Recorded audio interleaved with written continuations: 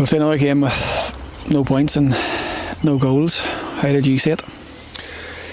Yeah, difficult one today. Coming into the game, the boys were lively and training all week. Which is everything and more that would you want. And it's all about a Saturday. Like, let's be honest, football. I've played with players who were poor in training but turn up on a Saturday. So it's all about a Saturday. But no, we were coming into the game confident because they trained well and and looked lively all week. And thought, given who we had available, and we thought we'd have a go today. And who Crusaders, good side, but we thought, given that we played Larne and Linfield the previous weeks, that we'd have an opportunity to get points and try to be at I suppose offensive thinking in our with Davy playing and Michael and Malin with Smith too, and we tried to take the game to them. And as happened in most games, well, every game this season, we've conceded the first goal, and it's really put us on the back foot. And we're hoping we could go and get that first goal today, but it wasn't to be. And it's a couple of mistakes in the goal. Really, there's no point diving into it now and saying that such and such has made mistakes. But it's a poor goal to give away again. Story of the season: poor goals we're giving away on a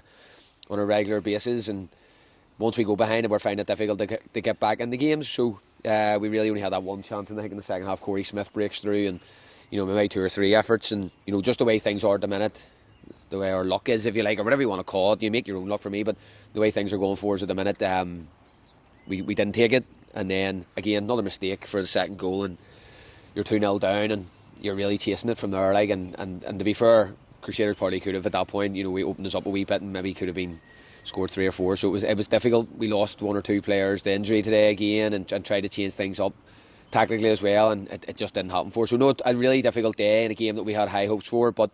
Look, what do? You have to take it on the chin, and we look forward to this week's training and getting the boys back in and getting prepared for next Saturday. The game itself, I mean, obviously you played in some very good Crusaders teams, very physical, very big. Under Decky Cadell seems to be a bit of a different, more technical approach. What sort of thing do you think about when you're going into that sort of a game? Yeah, we sort of identified that they had some lively players at the top end of the pitch. I think Elliot Dunlop on one side, we'd identified as being lively. Brooks as well, and they were tidy in midfield, sort of small, nippy players. And we felt we could probably impose ourselves physically. with the likes of Davy and Michael and Malin, Barney McCune, Jack Malone, Sean Carter, those boys, we felt we could physically probably impose ourselves on the game. We had a bit of sickness in around the camp with 1 or 2 players this week too. Again, not an excuse, but with 1 or 2 players suffering with illness, and it probably showed on the pitch at times as well. But we should have done more. I thought we didn't threaten enough. We didn't probably run hard enough in certain times. We made poor errors at the back. Fullbacks probably didn't get high and wide enough forwards. We just didn't offer enough going forward. At times we were too easy to play against. I thought we were too stretched. I thought our back four was too deep, and we'd allow too much space for them to play. We're 70-80 yards between our centre halves and our centre forward, and it was just difficult in that first half, and they were comfortable doing it. Nippy, wanted to play football, and we just didn't get close enough to them all over the park, and it was difficult. We tried to change 1 or 2 things in the second half, and I thought we'd probably have more possession, but again, they were probably happier to sit in and play on the counter attack at that stage, which again has been the theme. Once we can see teams are happy to sit in against us and hit us on the break, so it's something we need to look at and how we go forward from next week. You mentioned obviously about Crusaders having a few nippy players and that sort of thing. How does that then dictate how we should be playing? With it seemed at times we were a wee bit slower and predictable, maybe more deliberate, not wanting to make mistakes or that sort of thing. Do you see that from the bench?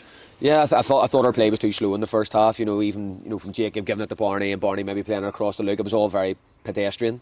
We asked him to speed it up in the second half, play more direct in the mick if we had to, and if we were playing balls, forward, make sure we overhit them rather than underhit them. At times we thought we were just chipping them up, and it was poor, but we needed to play in behind them a wee bit more. But yeah, our play was too slow. I didn't think our 2 centre halves had a lot of options at times as well. I don't think our midfield was available to get on the ball and didn't free themselves up to get on the ball. But look, they're all things for us to work on during the week. We couldn't really get the ball played through the thirds. We wanted to get the ball in the wide areas too, with quality that we have out there. Probably didn't get it out enough, and when we did get it out to them, they probably didn't show enough. So it was just one of those days that were, like let's be honest, everything went wrong. Soft goal conceded, didn't look like scoring. and give a second soft goal away. You know, there's no point dressing up. It wasn't good enough. The players know that. We've told them. You know, we know it's not good enough from us, and it's not good enough from the players, because, you know, we're all in this together, and it's important that we all stick together, you know, as a team, and that includes the staff, and we back the players. You know, we back them 100%, but we need to start improving, and we need to start improving very, very quickly. Just on that, we go to Shamrock Park next week. Portadown got a late winner today. Them, Bangor and Carrick are now 9 points ahead. Yeah. That's a big gap to overcome between now and the end of the season, obviously. Starts next week. No better place to go and potentially get some sort of result?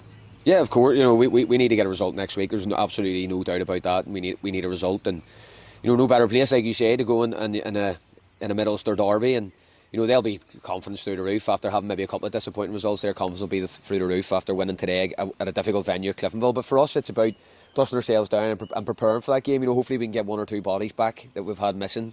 Obviously Peter Campbell's a huge loss, Chris Lowe, Niall Quinn, Ben Wilson. You know, 4 players who would probably start every week. You know, Barney's went off today now as well, and we've just seemed to be losing players, you know, steadily throughout. We can't play the same team, and, you know, we've probably maybe changed the team about a wee bit as well because of results. But look, we'll get back in this week, and we'll get the boys fired up. And look, they're a good bunch of players. There's no doubt about it. They're good players. They're good footballers. They're good people. But we just need to get them. We just need to get them playing so we can get a result. We need to come up with a way in terms of whether that's formation, personnel, strategy, whatever you want to call it, to get a result next Saturday. And we'll be doing everything we can this week to do that.